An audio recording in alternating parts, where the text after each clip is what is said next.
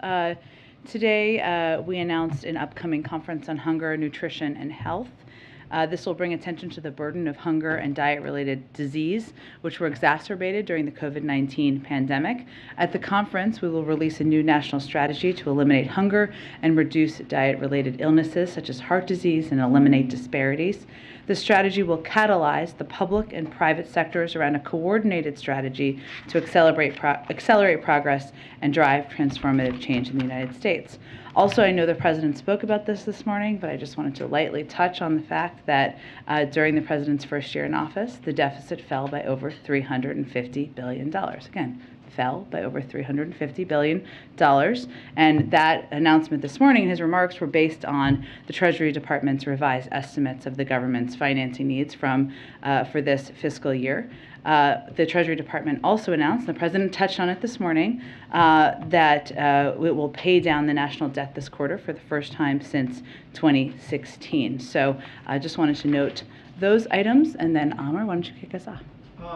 Thanks. I had just a couple on related to the Alito draft opinion that leaked. First is, does the President believe that Justice Kavanaugh and Gorsuch misled or lied to senators about their views on Roe? Well, again, given that while the Supreme Court has validated the document, they have made clear that this is not a final opinion. So the President, I don't have anything to speak to in terms of his views on where members may or may not be, or Supreme Court justices, I should say, may or may not be on a final opinion. And secondly, President Biden again this morning warned that the draft abortion opinion could go beyond the issue and jeopardize other basic rights. And I think this morning he specifically talked about LGBTQ issues, if I remember correctly. Does he want the court, does he think that this opinion needs to be at minimum narrowed? Well, again, the President, as much as he spoke yesterday, both in a written statement and also to all of you who are traveling about his strong views about this leaked document, he's not going to prejudge or have a comment on an opinion that has not yet been issued.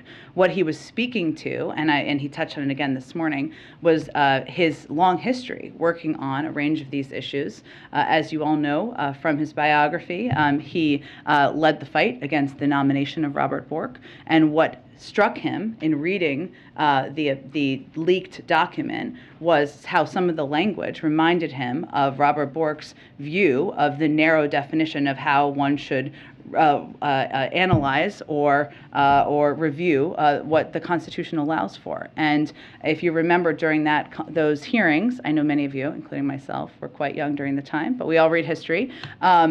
Part of the big debate there, or the big discussion, was the Griswold versus Connecticut case, which was related to privacy and whether married couples should be able to have the privacy to purchase contraception. And so I think what you're hearing play out is the President's own reaction to what he saw in these documents and his view that the protection of privacy and the protection of the ability of women to make decisions about their health care with their doctors, about people to be able to choose who they marry, and to him reading that reminded him of how important those protections are, and that's why you continue to hear him talk about it. Finally, if I could just ask briefly on Chairman Powell. He just said that the Fed is limited in how it can deal with supply shocks that have been leading to higher inflation. So what more can the White House and Congress do given that challenge? Well, I would note also, as you and others have reported, that there were announcements made about decisions, actions the Federal Reserve intends to take, which are consistent with what they have said they would do to date. And the President has said in the past that it's appropriate, and he supports their decision to recalibrate. So that remains his view today. In terms of what more we can do to address inflation, I mean, I would also note that during his comments, Chair Powell also noted the strength of the economy. He also noted that there's a path for a soft landing without pushing the economy into recession. He had a lot to say, of course, during this press conference, so I just wanted to note a couple of the things. But what more we can do beyond, of course, respecting the independence of the Federal Reserve and the decisions they make, including those announced today, is to continue to take steps to address costs for the American people. Chair Powell also said, or echoed, I think it was in response to a question, the point that energy prices, and specifically the invasion by President Putin, was having an impact on inflation. And so one of the president's primary focuses right now, as you all know, is taking any step we can to bring down costs, whether that is the historic release from the Strategic Petroleum Reserve, leading the world in their own release, continuing to talk to large global providers of oil and what they can do to help the global market, even the announcements we've made over the last couple of weeks about E15, and taking any step we can to reduce those costs, and also continuing to have conversations with leaders on Capitol Hill and members about steps we can take to reduce costs for the American people, whether it's child care, health care, elder care, prescription drugs. All of these have an impact on people's day-to-day lives. Go ahead. Back to abortion, if I can. Yesterday you said the leak raises eyebrows, including for many here in the White House. But does the White House explicitly condemn this leak, or has seeing this draft been seen as welcome by some here? I don't think we have a particular view on that other than to say that we certainly note the unprecedented nature of it. What we are mindful of, and I spoke with the President about exactly this question yesterday, and obviously it's up to the Department of Justice to determine what, if any, action they will take. And I know, obviously, there have been calls for that from some Republicans, but also members of the Supreme Court. But our focus is on not losing sight from what the content is in the draft and what is at risk here. And while we have heard a number raise concerns about the leak, our focus is on highlighting what the content in there would put at risk for women across the country. So again, we'll leave it to the Department of Justice to make a decision about that. I would note that many Republicans have wanted to talk about that and not about whether they support the protection of a woman's right to choose, a woman's right to make decisions with her doctor about her health care. Maybe not a surprise, given by more than a 2-to-1 margin, Americans want the Supreme Court to support abortion rights. As for the content of the draft, the document, the draft, it is of course a draft, but if the Supreme Court does move to strike down Roe, should Americans be prepared to accept that decision as legitimate, and would President Biden accept that decision as legitimate? Well, I can't speak for what actions could be possible on the legal front. I would point you to the Department of Justice on that. But what I can tell you will happen is, and this is what we are preparing for the possibility of, that if Roe were to fall, abortion would probably be illegal in about half the states in the country, up to 26 states, particularly in the South, the Midwest, and West, who have all spoken out, many leaders, about how they're poised to restrict or ban access. Some have even taken action, even as recently as yesterday, as crazy as that sounds. And depending on the court's decision, 13 states even have trigger laws. Trigger laws mean they would basically immediately put in place bans. And as a result of all of this, tens of millions of women may lack access to reproductive health care services as soon as this summer, if that were a decision to be made. I'd also note, and as we're thinking about and working with not just the Gender Policy Council, but also the Department of Health and Human Services, also members on the Hill, also the Council's office, what we're really focused on is the impact this would have. It would dramatically reduce access to reproductive care, particularly for women with low incomes, women of color, women in rural communities. We know that 75% of those seeking abortions are living at or below 200% of the poverty level. And the majority of patients seeking abortions identify as Black, Hispanic, and AAPI. So if you look at the 26 states, let's take for example, or the 13 to 26 depending, and you look at a map, that means that women, the majority of whom are below that poverty level and are Black, Hispanic, or AAPI, are going to be forced to figure out how to travel, how to take time off of work, how to get childcare.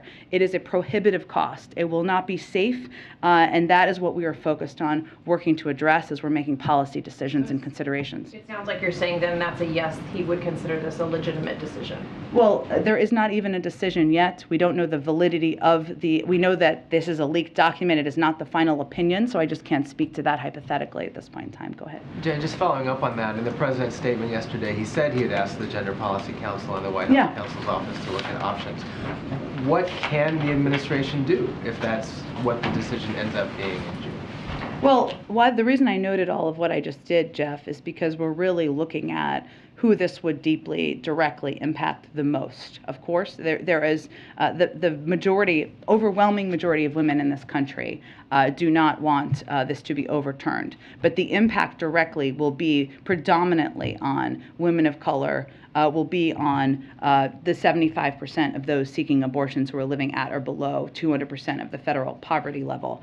So while I can't at this point give you a preview of what we would do in response to a hypothetical final opinion, what I can tell you is that we've already seen states restrict, right, across the country. And if you look at Texas, for example, they put their restrictions in place, and Planned Parenthood and other organizations have put out statistics suggesting that clinics in neighboring states have seen increases of 600, 700, 800% of people traveling to their clinics. So you will see that. You will see people try to travel to states. And what we've done to date, and try to help to date where we've seen restrictions, which gives you kind of a tiny bit of a roadmap, even though it would obviously be much more expanded beyond this, is created, for example, the Dire Need Grant Awards, which provide funding to expand access to emergency contraception, family planning services. We just announced $6.6 million in awards made to 8 grantees across the country and around the country. We also have, I would note, the Department of Justice and the Attorney General's statements in response to Texas SB 8, which again is an example of what we've seen in terms of the impact to date, and their commitment to continuing to defend the law to protect the safety of patients seeking access to reproductive health services. HHS has also announced a 3-pronged department-wide response to protect patients and providers. So again, what we're looking at is how to ensure we're expanding access, how to ensure we are taking a look at the enormous impact on a specific portion of the population, and this is in a cross-government effort beyond just the Gender Policy Council. Breaking news on that?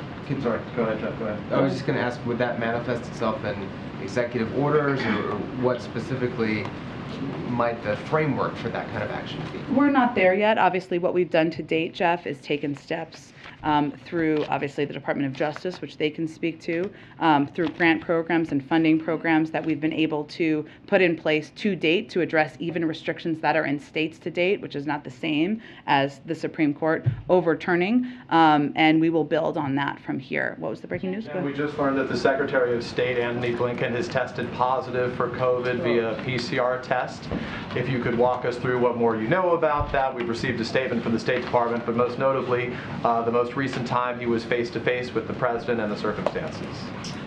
He has not seen the President in several days, and he is not considered a close contact. I would remind you all, that's a strange phrase, I know, but close contact as defined by the CDC is being within 10 feet for 15 minutes. That is not 6 feet, 6 feet for 15 minutes. He has not been and has not seen him in several days. So for clarity, because we're learning about a lot of cases right now, it's not the first time Washington's seen these ricochet. It's been going on for several weeks. Has the President been identified as a close contact to anybody who has just tested positive for COVID? If he had, we would have announced that publicly to all of you. And we have clearly made decisions when it has been cabinet members, or even when it's been people who play a public role with all of you. We have made announcements out of an abundance of transparency. So for transparency purposes, we know he has tested negative recently. When was the most recent negative test? He tested negative yesterday. The President. And then finally, in terms of preventive medications right now, can you say declaratively, is the President taking any pre-exposure preventive medications to deal with COVID? He is not. The preventative medication that has been approved by the FDA is Evusheld, which is given to people who are immunocompromised, and he is not immunocompromised. Also not taking Bebtelovimab or something? I'm not aware of any medication he is taking. Jen? Thank you. Go ahead. Thank you so much. Several days since Blinken last saw the President, do you know what day exactly that was? I'm sure we can get you the exact day. And to follow on Jeff's questions, when it comes to the options that the President has said he's directed his team to prepare, should we not expect to see those options until this ruling comes down from the Supreme Court? That's correct. That's what I would expect. Do you not think it would be too late to unveil the options then, given it seems imminent that this is the direction that the Supreme Court is headed in? Well, again, we don't have a final conclusion. The Supreme Court themselves made clear this is not the final opinion. So we are already working a great deal behind the scenes, and we will have more to say if and when there is a final. There will be at some point, but when there's a final opinion. And a question about something Senator Manchin said today. He said he believes inflation will be the #1 driving factor in the midterms, not abortion, not this potential ruling from the Supreme Court. Does the White House see it that way? I mean, all we can judge it based on is what we've seen in public polls. That remains the data to date, right? But obviously the news of yesterday just came out yesterday. And today the president was sharply critical of the MAGA crowd and the MAGA agenda. Is that what we should expect to be his message going into the midterms? Well, I think for those of you who've been covering him for some time, you've heard him say, and maybe back more to the campaign trail, less as president, don't compare me to the almighty, compare me to the alternative. And I would expect you will hear him with that mantra much more out there over the next coming months. He has been struck clearly because he has talked about this, as you mentioned, Caitlin, this morning, and he also has made comments over the last several days about the direction of some in the Republican Party, the MAGA direction of some in the Republican Party, and he's been struck by the hold his predecessor seems to have on far too many members, not all, but far too many members of the party. And what we're seeing, the latest antics, make clear that they are at war with Mickey Mouse. They're against allowing women to make choices about their own health care, against lowering the cost of prescription drugs. And if that remains their platform, the president's view is that is out of whack with the mainstream of the country. Now, at the same time, he's always believed that in working with Republicans in good faith and finding ways to do that. And he will continue to do that. But he is going to also call out, and you will see him call out more, places where he feels there are extreme policies and extreme comments and extreme positions that are unfortunately overtaking far too much of the party. And you just said his predecessor. Today he seemed to purposefully say my predecessor. He did not say Trump. He said MAGA instead of Trump. Is that deliberate? Well, as far as I know, he's not on the ballot. A number of his of Republicans who have seem to be under the whim of his predecessor are, so that's who he's going to focus his efforts on. Quick question about interest rates with the Fed's action today. As interest rates go up, the cost of carrying the national debt also increases. Interest payments go up. Yeah. Are there any concern about possible complications with the president keeping his deficit reduction pledge? The cost of paying interest on the national debt is going to go up as interest rates go up. I have not heard that concern expressed by our economic team.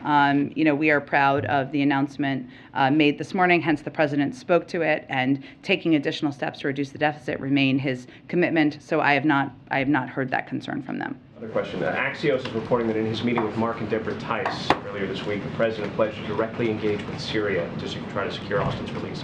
Is that true? Well, I would note that our hostage negotiator, our Roger Carstens, that is the type of work that he does and will continue to do. Go ahead. Thanks. Jen, why did you guys say anything about the leaked draft memo at the Supreme Court? How do you mean? Well, in the past, you have declined to comment on leaked materials, so why now? Well, Peter, I think as you would note and was reported, the Supreme Court confirmed this document was accurate, even if it is not the final opinion. The president had a statement out before they confirmed that it was real. So and in that changed? statement, he made clear, we don't know if this is accurate. We don't know if this document is accurate or the leak is accurate. And to follow up on a question earlier, does the president think the leaker should be punished? Again, that's up for the Department of Justice and others to determine. What our focus is on is not getting our distracted or our eye off the ball of what is most important to people across the country here, which is not the leak and the story of the leak. It is the fact that women's health care is at risk for millions of people across this country. The president said today, what happens if you have states change the law saying that children who are LGBTQ can't be in classrooms with other children? What is he talking about? Well, I think, Peter, we've seen extreme laws that target LGBTQ families their kids across the country. And I think what he's saying is we don't know what they're capable of given what they've already done to date. Which state is trying to segregate LGBTQ children in the classroom? Well, I think we've seen laws that are incredibly discriminatory. That's what the president's referring to, and the fact that he doesn't know what additional steps could be taken by extreme wings of the party that would rather divide rather than work on issues that the American people actually are focused on and actually impacting them. So another one about abortion. Why is the president talking about the judgment to choose to abort a child? Well, the president's view on a woman's right to make choices about her own health care is well known, well documented, well stated. He said abort a child. I understand, Peter, but what I'm telling you is what his position is. And how can you guys say this is not a political issue when the president's statement about this talked about getting pro-choice officials elected? Did I say it's not a political issue? Yes, you actually said some call it a political issue. It is not. Abort Air Force One. Well, because the vast majority of the public believes that this should not be overturned, meaning I meant to say it's not a partisan issue, and I don't think it is. There are many Republican and independent men across the country who do not believe the Supreme Court should overturn a woman's right to make choices about her own health care. In fact, only 30% in recent polls thought they should. So that's what I'm referring to. Go ahead. Jen, thanks. A couple on Thoreau opinion. Earlier this year, President Biden made a speech on voting rights. He said they were under attack. It was important to do that. Will he make an address to the nation on abortion access? I don't have anything to predict about an address to the country. I can tell you that you've heard him speak about his views today and yesterday, and it's only been 2 days since we saw the leaked documents. And on the comments today and yesterday, when he was asked about abortion, the president really focused on privacy, LGBT children, married couples. Why isn't he speaking more directly about how this impacts women, poor women, women of color? How comfortable is he talking about this? He has. He did yesterday, both in his written statement and when he addressed this publicly. His point, as he's continued to talk about this over 2 days, is also that this brings into question our fundamental rights and the fundamental rights of people across this country on who they marry, what choices they make about their own health care. And that goes to his own experience fighting against, again, Robert Bork in his nomination many years ago. And he has not used the word abortion. It was in his statement yesterday. Until yesterday. That's my question. He hadn't used the word abortion until yesterday. Why did he want to use it yesterday, and what should we take from that? When he talks about his commitment to protecting a woman's right to choose women's health care, he's referring to protecting women's right to have an abortion. I think most people know that. Go ahead.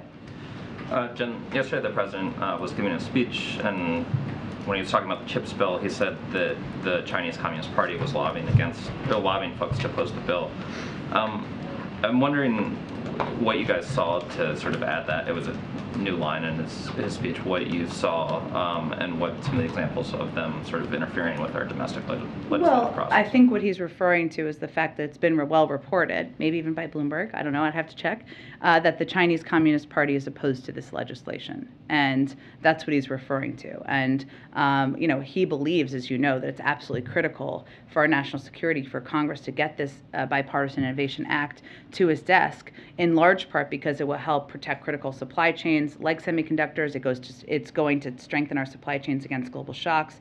It's going to help outcompete the rest of the world, including China, for decades to come. So he was referring to their opposition. Not a specific new sort of... Right, their opposition to it, exactly. There was an Axios report that had kind of two parts that I wanted to ask you about. First, that the trip to Israel is going to be added to the European trip in June, but also more substantively that they're considering, or you're considering a regional leader summit as part of that visit. Can you confirm either of those? We're not quite there yet. What I will say is that you know about the trip at the end of June because there are some predetermined kind of international fora that he will be a part of. And when he spoke with Prime Minister Bennett just a couple of weeks ago, he invited him to Israel. The president accepted and said he's looking forward to coming, but we haven't quite locked in the date yet. And so I don't have any further detail at this point. And last question, but on summits as well. The Summit of the Americas is coming up. Yeah. Mexico and the president had a conversation a few days ago. The leader of Mexico has been pushing for countries with authoritarian governments, Cuba, Venezuela and Nicaragua to participate in that summit, and I'm wondering if you guys have come to a determination about how you're going to handle their participation in the summit yet. I'm happy to check. I'm not sure a final determination has been made, or I will check if one has, and we can get you that information. Go ahead. Thanks, Jen. Building on some of the questions Catherine was asking, just in regards to keeping the focus on women's rights, health rights, protecting privacy, how much of the president's efforts moving forward will be on these issues? Does it shoot to the top of the agenda? So far, it's largely been in response to the leak. How much will be proactively taken now? Well, I would dispute that, only because we haven't talked about this a lot publicly. But I would note that, remember that when these states have taken actions, we have also made clear that there was work that the Gender Policy Council, that the White House Counsel's Office, the Department of Health and Human Services, obviously the Department of Justice would be taking and would be underway. And we have been in touch with leadership about this issue and the threat to Roe in both chambers, as well as the Senate Judiciary Committee, Chair Durbin, the House Women's Caucus. Yes, in the last 36 hours, but also many times in advance about that. And certainly the leaked document is going to intensify after our efforts, after the news that millions of Americans' health care is on the cusp of being thrown into turmoil. There's no question about that. But there's been work by the Gender Policy Council that's been ongoing for months. There's been work and engagement with leaders on the Hill about what can be done for months. And certainly it's going to be redoubled at this point, given the leaked document. On that point of intensifying efforts, what will that look like? Are we talking Oval Office meetings? Will he travel on this issue? Those kind of things? I don't have anything to predict in terms of his schedule at this point, but what I can tell you is that, as you've seen, this is an issue he has proactively talked about in the last 2 days, both of the 2 days since the document leaked. The vice president went and gave a rousing speech at Emily's List last night, but a lot of the most important work is going to happen behind the scenes, and that is going to be the work that is done across the government to determine and prepare for what steps can be taken should this final decision be made. On Title 42, Mexico's foreign minister mentioned, I think the last day or two, that the Biden administration is expected to present a formal set of ideas to the government on how to contain the expected rise in migration. I assume, or can you share whether the White House is working with the DHS on those set of ideas, and is there anything you can share on what those are? Well, I would say first that, as you know, Secretary Mayorkas has testified and laid out 6 very specific pillars of effort and work that we would be pursuing. And some of that, of course, is directly with countries in terms of addressing root causes, addressing actions or attempts by smugglers to take advantage of this moment, and working with the Mexican government as part of that. And the president's conversation and call was put together in order to discuss preparations for the lifting of Title 42. As part of that, the tasking was for there to be follow-up from members of our national security team and Mexico. That's continuing, but I don't have any specifics to read out for you. That was just always intended to be the follow-up step. Go ahead. Thanks, Jen. I wanted to pivot to Ukraine. Secretary Austin recently said, and I want to get the quote right, we believe that we can win. They can win if they have the right equipment, the right support. How does the administration actually define winning in Ukraine, and does it mean that every last Russian troop is out? Well, first I would say the way that President Putin defined winning a war that he started from the beginning was taking over Ukraine, enveloping Ukraine into Russia, taking away their territorial integrity and their sovereignty. Clearly, that has not been successful. You know, he expected and was planning to be marching through the streets of Kyiv victorious next Monday. Clearly, that is not what is going to happen. He wanted this to be a moment to divide NATO, to divide the West. Clearly, that is not what is happening. We've said we want Ukraine to win. We're going to do everything we can to help Ukraine defend its sovereignty and territorial integrity and to strengthen the Ukrainians' hands on the battlefield and at the negotiating table. That's our role. And they are defending their homeland courageously and bravely from the continued attacks from the Russians. But they're going to define at the negotiating table, as we're strengthening our hand, what they consider success on the battlefield and at the negotiating table. And we're here to support their efforts. just want to follow up to make sure I'm clear. So if Ukraine is fine with Russia taking over the eastern part of the country, for example, is that what the U.S. would consider a win? Is that what... The Ukrainians are going to define what a successful outcome looks like for them. But what I think is important to note and not lose sight of is how the Russians have defined this. And they have already lost by their definition. They have not taken over Ukraine. President Putin is not going to be marching down the streets of Kyiv. They will not own the territorial integrity and sovereignty of this country. They have not divided NATO. So now at this point, yes, what we're trying to do is strengthen their hand in the negotiating table, both by supplying weapons on the battlefield, and supporting them with whatever needs they have. But it is for them to define through those negotiations. Go ahead. Two questions, abortion related. The president promised during the campaign to overturn the restrictions that the Trump administration put on the ACA's requirement that workplace insurance plans cover contraception. Yeah. And the agency said in August that they would initiate the rulemaking within 6 months, and that hasn't happened. Why hasn't it happened? Is it still going to happen? It is still the president's intention. I'm happy to check on the status and why there has been any delay. And then following up on Catherine's question on the president using the word abortion yesterday and today, just to be more specific about it, was that a conscious choice to use that word since he hadn't been using it much before? Did he specifically, now that the stakes are much higher, did he specifically start using the word abortion because of that? No, he approved the statement, made comments of his own accord today, so I don't think there's more to analyze about it. Go ahead. Hey, Jen. The president tore into MAGA, as you referred to. He called them an extremist group. And he also issued a statement on Ohio today, but he was talking about Shontel Brown in the Democratic primary. So my question is, what is his reaction to the Republican Senate primary, and does he view that as Trump gaining more control over the Senate and the process, potentially what happens 2 years from now? I'm going to be very careful about getting into the midterms here. I don't make the rules. I just follow the rules from this podium. And I know the president, of course, as you noted, Jeff, made comments himself this morning about the extreme direction the Republican Party is going in. Look, I would just say our focus continues to be on highlighting the fact that congressional Republicans want to raise taxes on half of Americans, squeezing the budgets of middle-class families. If you don't believe me, you can check out Senator Scott's website. I guess he's called for that, and we certainly agree. We hope you check out his website. Why he tore into MAGA today?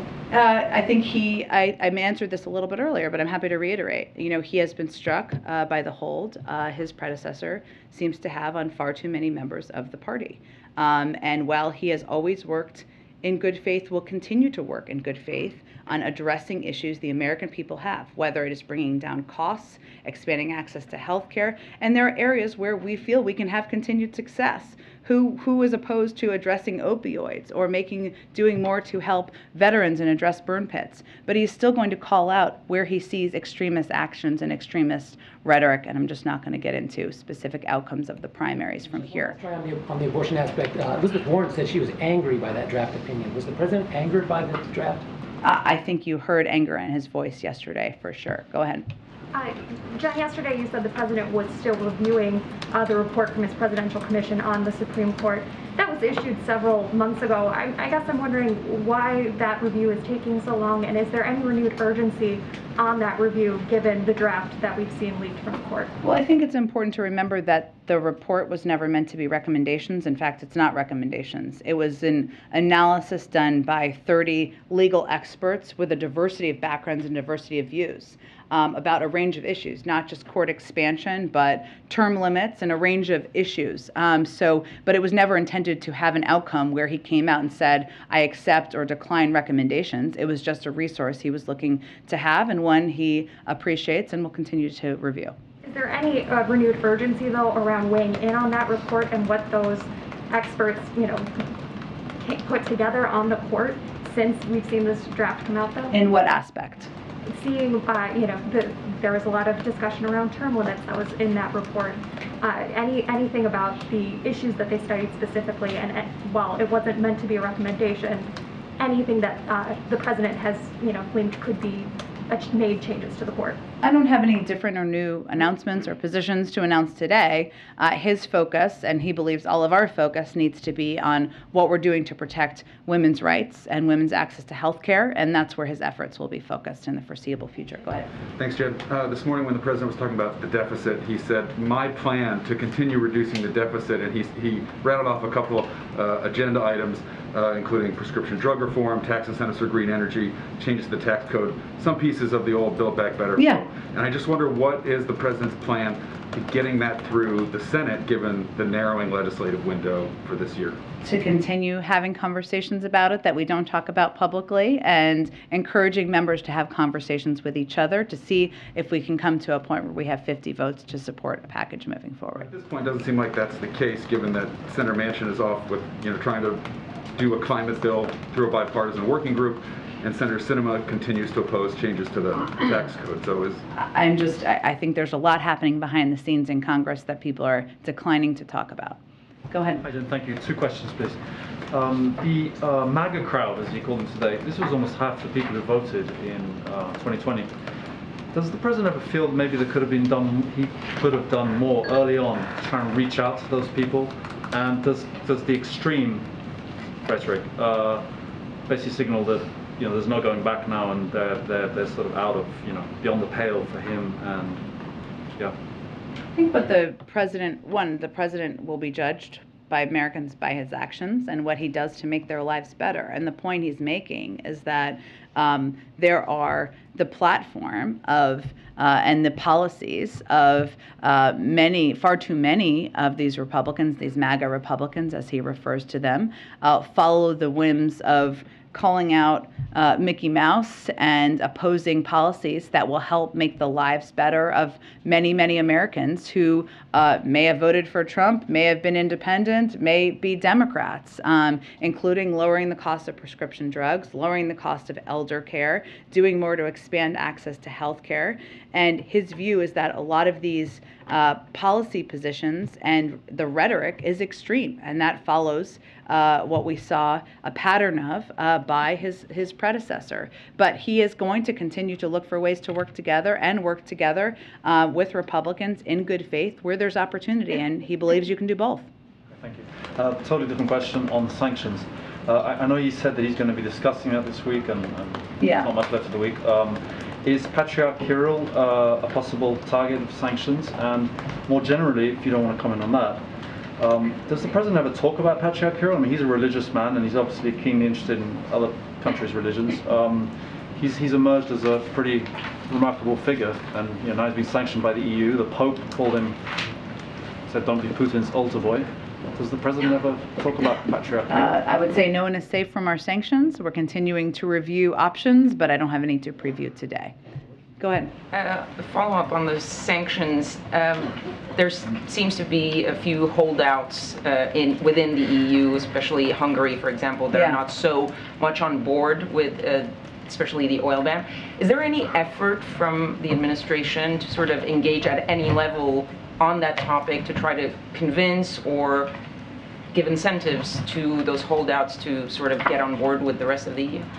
Well, I mean, our view, we of course broadly support Europe's efforts to deny Putin revenue to fund his war with the EU's new proposal, but it will be up to them to finalize. We've taken strong action to ban Russian energy, but we have also been very clear that we have always understood that Europe and many countries in Europe are in different circumstances. So we'll continue to work with a range of countries, and applaud efforts to deny Putin's revenue to fund his war. But I don't have any specific diplomatic engagement to read out here. It just wouldn't be constructive.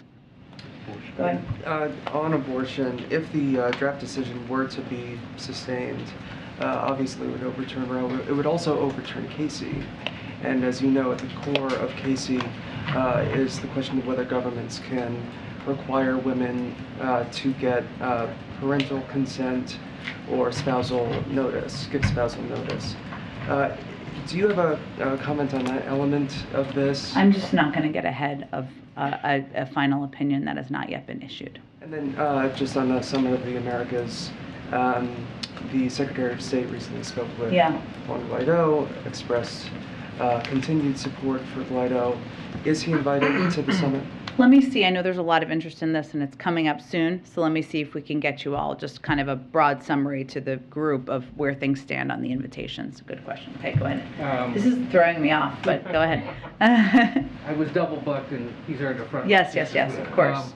You've been asked most of what I was wondering about abortion and Ukraine, but I am curious about this, and this follows up on the question about Patriarch Kirill. Yeah. The Pope this week gave an interview to an Italian newspaper, offered to meet with Vladimir Putin in Moscow to try brokering the ceasefire, and says he thinks NATO's presence in countries near Russia, quote, perhaps facilitated the invasion of Ukraine.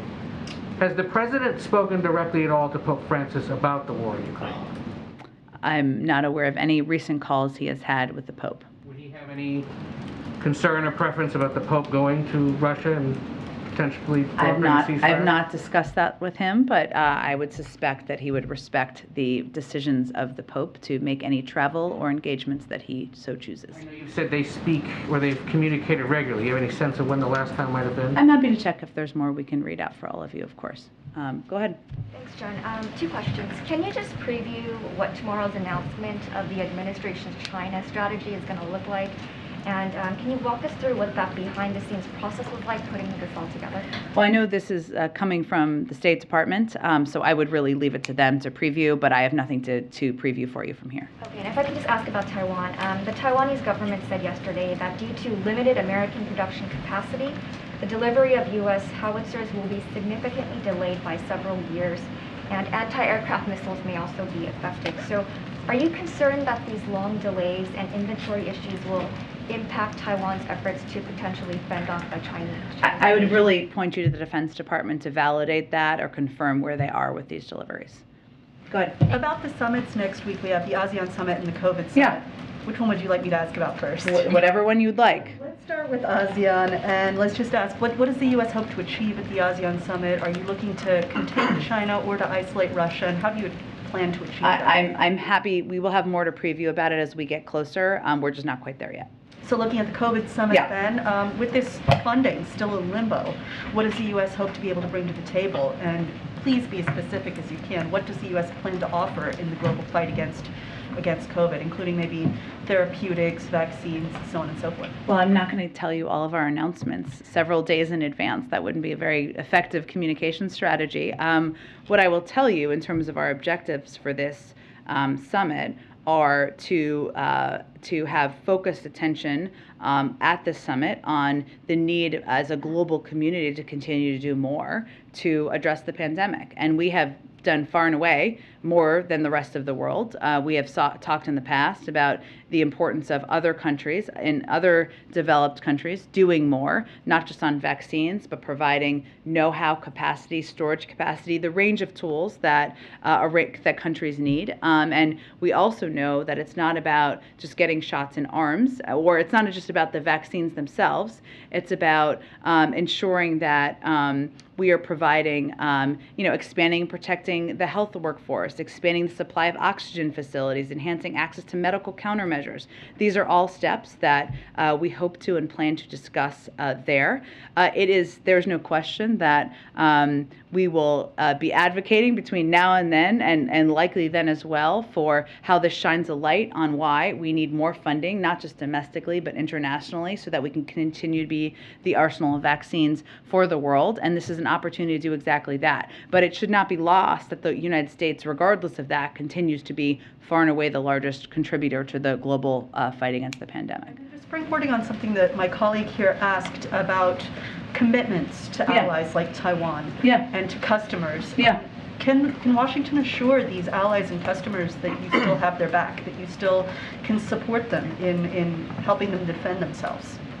I think nothing has changed about our policy toward Taiwan or any of our other partners around the world that we have worked very closely with, and I don't think there's any reason to question that. But I was pointing her to the Department of Defense, who can speak to the delivery of weapons and materials that they have greater access to that information. Go ahead. Thanks, Jen. I wanted to ask about the refugees from Ukraine. Can you provide an update on your program that launched about a week ago? Any update on people that have volunteered to sponsor refugees or interest from refugees abroad to enter the program? To the degree we have those numbers to provide, I mean, we would, but someone has them. But they're in the Department of Homeland Security. They're overseeing the implementation of the program. As you know, I'm happy to check with them, but you may want to go to them more directly. And when was the last time that the president spoke with the Department of Homeland Security on the refugee program, or was briefed on the updates on the program? He's been briefed repeatedly on the program throughout the development of it, and certainly will continue to be briefed on the status. Go ahead. I wanted to ask about Brittney Griner. I know you've responded to many questions about her, but with the Olympians being here at the White House today, of course, she would potentially have been one of them, and she's away in Russia being detained right now. I wonder if you can update the public on why her situation is different, because you've mentioned that it is not a normal hostage situation, so it's a bit different. Can you explain to the public why her situation is different? And then I have one on abortion. Well, I would note that actually the State Department changed how they classify, and this is up to them to change her just a couple of days ago. It doesn't mean that we are going to get into detail here about our efforts, because our focus is on hopefully bringing her home and being successful at that.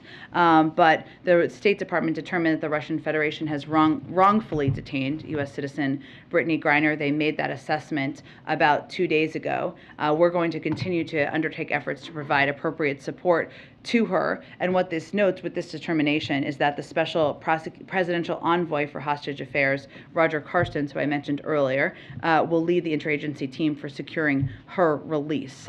So, while we're not going to, of course, get into internal deliberations or efforts, the department basically reviews cases of U.S. nationals detained abroad to determine if they are unlawful or wrongful, and this review assesses the facts of the case against numerous criteria, and they made that conclusion just 2 days ago. So does that change our strategy on how we're working to get her to come back? Well, again, as I noted, what it means is that the special presidential envoy for hostage affairs, Roger Carstens, will lead the interagency team. And then real quick on abortion, a Christian conservative, his name is Albert Mohler, has commented on President Biden's stance in an unusual position on abortion. I'm now quoting. He said that he and his administration do not trust the public in various areas to have the right to determine whether or not abortion should be legal in that area or not. So he's essentially saying that Biden does not think that states should have the rights to determine how abortions, to the degree that abortion The president is legal or believes not. that it should continue to be federal law that women have the right to make choices with their doctors, as it has been for 50 years. And I would just say, with all due respect to the person you mentioned, even a Fox News poll earlier this month showed that 63% of Americans want Roe to stand. So I think that's actually kind of an outlier position as it relates to the American public. Go ahead. Thank you. I'd like to ask a question about Indo-Pacific strategy.